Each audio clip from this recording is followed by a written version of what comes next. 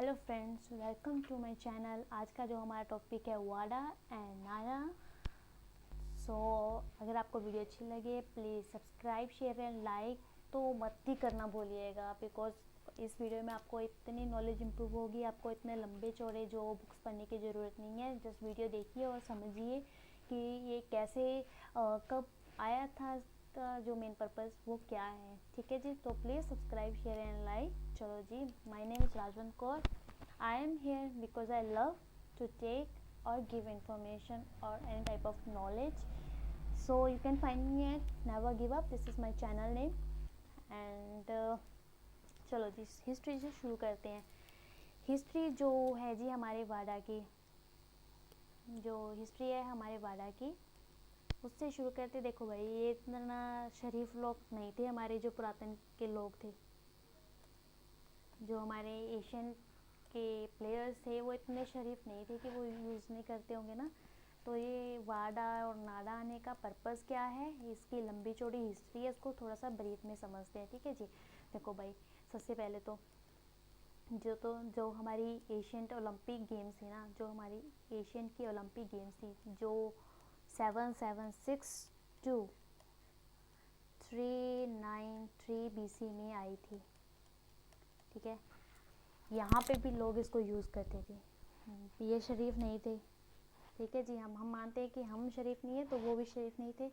तो भाई उस टाइम पे भी ये यूज़ होता था। और उसके बाद ना जो ये वाले हमारे, अगर 100 AD की बात करते हैं, तो जब इसमें रोमन के जो ग्लैडिएटर होते थे ना, जो रोमन के जो ग्लैडिएटर होते थे, वो भी इसको यूज़ करते थे। वो क्या यूज़ करते थे, किसी टाइप का स्टिमुलेंट यूज़ करते थे, और हेलुसिनोजन जो है उसको यूज़ करते थे। Why? Because they want to prevent their self from any fatigue और इंजरी। ठीक है, किसी टाइप की इंजरी और फटीग से बचने के लिए वो किसी टाइप का स्टिमुलेंट लेते थे, और एनी टाइप ऑफ द हेलुसिनोजन्स लेते थे। ठीक है जी, तो ये भी नहीं थे, ये भी शरीफ लोग नहीं थे। तो ये शरीफ कैसे हो गए? तो आगे आगे जो जनरेशन आने वाली है, ये वाली 1904 में, तो यहाँ पे ये आ गया हमारा मॉडर्न ओलंपिक गेम। कब स्टार्ट हो गई थी हमारी मॉडर्न ओलंपिक गेम?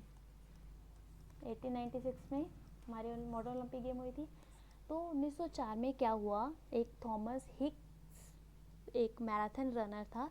ठीक है, कौन था? Thomas Hicks. एक थॉमस हिक्स रनर था, मैराथन रनर था।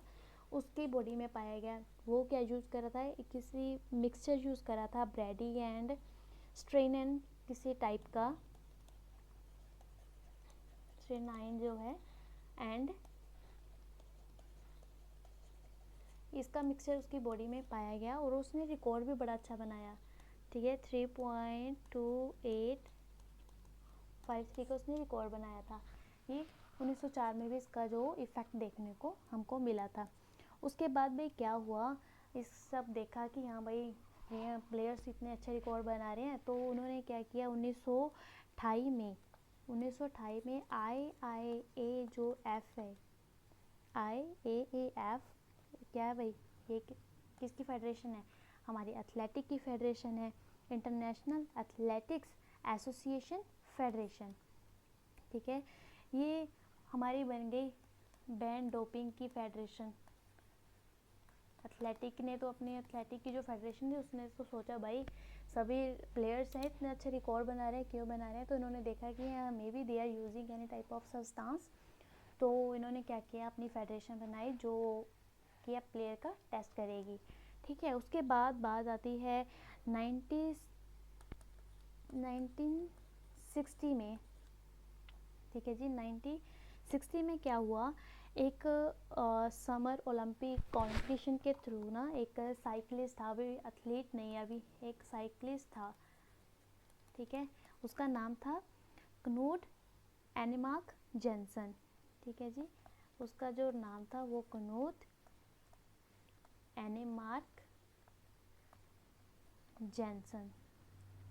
ये इस बंदे की डेथ हो गई भाई। मे बी देवर, इसने बहुत ज़्यादा जो इसका जो इनहेल कर लिया होगा, जो ज़्यादा ले लिया हुआ उसका, ठीक है जी। तो 1968 में क्या हुआ, ये फर्स्ट एथलीट था जो समर ओलंपिक कंपटीशन के में इसकी जो ड्यू टू डोपिंग की वजह से इसकी डेथ हुई थी, और इसका नाम था दानिश। एक दानिश नाम का जो प्लेयर था उसकी डेथ हो जाती है ड्यूरिंग द 100 किलोमीटर टीम की, जब वो रोड रेस कंपटीशन चल रहा था ना, उसके ड्यूरिंग दैट कंपटीशन में उसकी डेथ हो जाती है। और उसके बाद फिर भाई इसकी डेथ की वजह से देन सभी प्रेशर में आ जाते हैं, सारी फेडरेशन प्रेशर में आ जाती है कि ये कैसे हुआ, ठीक है। एथलीट्स, कोई प्लेयर्स और एजेंसी जो है, देन जो हमारी आईओसी है, आईओसी मतलब हमारी जो इंटरनेशनल ओलंपिक जो कमेटी है, उसने क्या किया 1967 में, उन्होंने क्या किया 1967 में एक मेडिकल कमेटी बनाई। उन्होंने मेडिकल एक जो कमेटी बनाई, ठीक है, मेडिकल कमीशन और कमेटी, ठीक है। इसका मतलब क्या था, जो फाइट करेंगे अगेंस्ट डोपिंग इन स्पोर्ट्स, जो भी स्पोर्ट्स में डोपिंग लेंगे उनके प्रति वो जो है दे वर फाइट, राइट। और इस जो कमीशन था ना, ये जो कमीशन था, इसके 3 प्रिंसिपल थे। इसके क्या थे, 3 प्रिंसिपल थे। किसको लेकर, एक पर्सन की, मतलब एक एथलीट की हेल्थ को लेकर, ठीक है। सबसे पहला जो प्रिंसिपल था वो था भाई रिस्पेक्ट करना है, respect for medical, then sports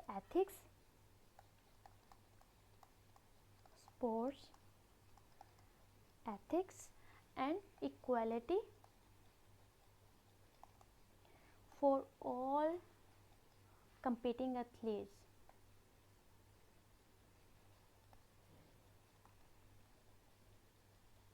ठीक है जी। ये इन्होंने 3 क्या बना दिए, हमारे 3 प्रिंसिपल बना दिए, इसको हमको ध्यान में रखना है।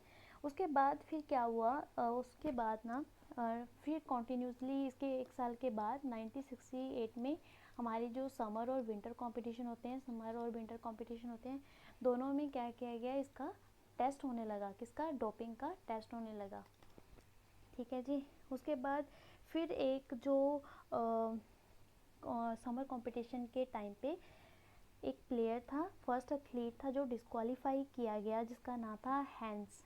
1968 में जब ये कंपटीशन के दौरान, 1968 में कंपटीशन के टाइम पे जब समर और विंटर ओलंपिक के दौरान इस टेस्ट को यूज़ किया गया, तो ये हैंस गुनर का एक एथलीट था, स्वीडिश मॉडर्न टेंथनल एथलीट था। ये फर्स्ट एथलीट था जो डिस्क्वालीफाई हो गया था समर ओलंपिक में। उसने ड्रग यूज़ क्या किया था, अल्कोहल यूज़ कर ली भाई, इसने क्या यूज़ कर ली, अल्कोहल यूज़ कर ली। जब इसको एक जांच पड़ताल हुई, देन ही सेड ऑल्सो, ये उसने कहा यस, मतलब कि 2 beers टू काम his nervous system before the pistol shooting events. उसने क्या किया भाई, 2 बियर ले ली, कहता जी मेरे को मेरा नर्वस सिस्टम सही करना है, नर्वस सिस्टम को क्या करना है, रिलैक्स करना है, क्योंकि शूटिंग का इवेंट है, शूटिंग के इवेंट में तो काम ही करना होगा ना। तो उसने 2 बियर ले ली शूटिंग इवेंट के लिए, तो वही निकल गया, डिस्क्वालीफाइड कर दिया, ठीक है। उसके बाद फिर 1976 में क्या हुआ, फिर एक एथलीट था, फर्स्ट टाइम जो है एनाबॉलिक स्टेरॉइड्स जो लेते थे, प्लेयर्स लेते थे, उसका टेस्ट किया गया 1976 में। एनाबॉलिक जो स्टेरॉइड थे ना, एनाबॉलिक जो स्टेरॉइड्स जो प्लेयर लेते थे, उनका भी टेस्ट हुआ। जब देखा कि भाई ये तो हट ही नहीं रहे हैं, प्लेयर लेते जा रहे हैं, देन दे डिसाइडेड 1999 में कि हमको एक कोई ऐसी एजेंसी बनानी चाहिए जो रेगुलरली जो कंपटीशन के प्लेयर्स होंगे उनका रेगुलरली क्या होगा, टेस्ट होगा। अगर वो इस किसी टाइप का सब्सटेंस यूज़ कर रहे हैं, किसी टाइप का उन्होंने यूज़ किया है किसी ड्रग का, देन उनको डिस्क्वालीफाई किया जाएगा और किसी टाइप का उनको या फिर उनको बैन कर दिया जाएगा उस गेम से, ठीक है जी। तो 99 में ये सीरियस हो गए। तब आया हमारा वाडा। वाडा जी कब आया? 10 नवंबर 1999 में। बस इतनी सी लंबी चौड़ी हिस्ट्री याद रखनी है, कोई ज़्यादा नहीं है, ज़्यादा बुक्स पढ़ने की। इतना सा याद रखो कि कौन कौन से प्लेयर था मेन, ठीक है जी। मेन तो ये पूछ लिया जाता है कि वाडा कब कब कैसे, ये है मेन इम्पोर्टेंट, आपको याद रखना है। देखो जी, वाडा तो पता चल गया होगा, वर्ल्ड एंटी डोपिंग एजेंसी है, जिसको 10 नवंबर 1999 में लुज़ुआना मतलब स्विट्ज़रलैंड में इसको क्या किया गया था, इस्टेब्लिश किया गया था। इसके जो पहले प्रेसिडेंट थे वो थे, ये तो याद रखना है, एक तो पहले याद रखा करो, और दूसरा जो अभी है या फिर जो अभी जिसको हटाकर अभी बनाया है, जो रिसेंटली था, ठीक है। तो याद रखना है, लुज़ुआना मतलब स्विट्ज़रलैंड में इसको इस्टेब्लिश किया गया था। डिक पॉन्ड जो इसके फर्स्ट प्रेसिडेंट थे, क्रैग एंड रिडल जो थे इससे पहले करंट के पहले वाले थे, ठीक है जी। विटोल्ड वांका जो इसके करंट है, ये याद रखो मेन तो, फर्स्ट एंड रिसेंटली जो भी है। और इसके जो वाइस प्रेसिडेंट है वो है Yang, director general Olivier Niggli, headquarter Montreal और कनाडा। हेडक्वार्टर, एक तो हेडक्वार्टर आपको याद रखना है भाई, 4 नंबर है, हेडक्वार्टर आपको याद रखना है मॉन्ट्रियल में है, और एक प्रेसिडेंट कौन है और कब। इसकी डेट तो इतनी इम्पोर्टेंट है भाई, डेट के तो ये पीछे पड़ जाते हैं, याद रखना। 10 नवंबर 1999 में, ठीक है, जो ये स्विट्ज़रलैंड में इस्टेब्लिश हुआ था। और वाडा का जो मेन फंक्शन है भाई, जो जितनी भी स्पोर्ट्स खेलनी है आपको खेलो, पर डोपिंग फ्री होके खेलो, अपनी जो नेचुरल परफॉर्मेंस है उसको शो करो। और मोटो है प्ले फ्री, रिलैक्स होके खेलो, किसी टाइप के सब्सटेंस और किसी टाइप की जो है ऐसी मेडिसिन लेने की ज़रूरत नहीं है, ये मत भूलना, कंफ्यूज हो जाना वाडा और नाडा में, क्योंकि सेम है, बट प्ले फ्री और प्ले फेयर। हमारा जो नाडा का है फेयर है और यहाँ पे फ्री है, याद रखना, कंफ्यूज नहीं होने का, ठीक है। और पर्पस क्या है, anti doping in sports. Purpose क्या है, मतलब कि डोपिंग से फ्री जो स्पोर्ट्स वो होनी चाहिए। तो एफिलिएटेड किसके थ्रू है, इंटरनेशनल जो ओलंपिक कमेटी है उसके एफिलिएटेड है। अब आ जाता है जी नाडा। तो वाडा के बाद हमारी जो नाडा है, इसने देखा कि हमारी जो नेशनल की एजेंसी भी होनी चाहिए, जो जब प्लेयर सेलेक्ट होके आते हैं तो अपने नेशनल से ही वो खुद उनको सेलेक्ट करके भेजें। तो नाडा आ जाता है जी। नाडा आया हमारा 24 नवंबर 2005 में। नवंबर तो सेम है, दोनों नवंबर में आए हैं। वहाँ पे 10 था और ये 1999 में। अब नाडा को कैसे याद रखें भाई, नाडा मतलब नेड़े। अभी बताओ, ये नेड़े है और ये नेड़े है, आज 2023 के नेड़े तो यही है ना, तो नाडा याद रख लेना, इजी है भाई, इजी है। तो नेड़े कौन सा है, 2005, नाडा मतलब नेड़े 2005, और इसका 2 ले लो, इसके कम कर दो, 24 बन गया, 24 नवंबर, एक कम -1 कर दो, 24 याद रहेगा, ठीक है जी। चलो, प्रेसिडेंट जो है इसकी एसएच जो है श्री नवीन अग्रवाल हैं, ठीक है जी। हेडक्वार्टर दिल्ली में ही होगा ऑब्वियसली। तो फंक्शन जो है इसका सेम एज इट इज़ वाडा का है, डॉप फ्री स्पोर्ट्स इन इंडिया।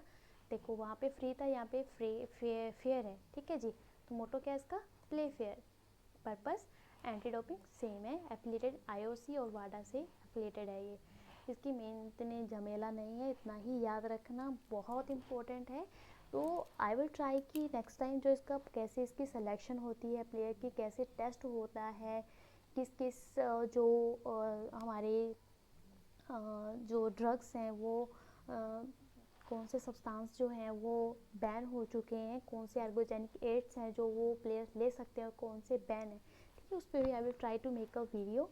अगर आपको ये वीडियो अच्छी लगे please subscribe, share and like, okay जी, थैंक यू।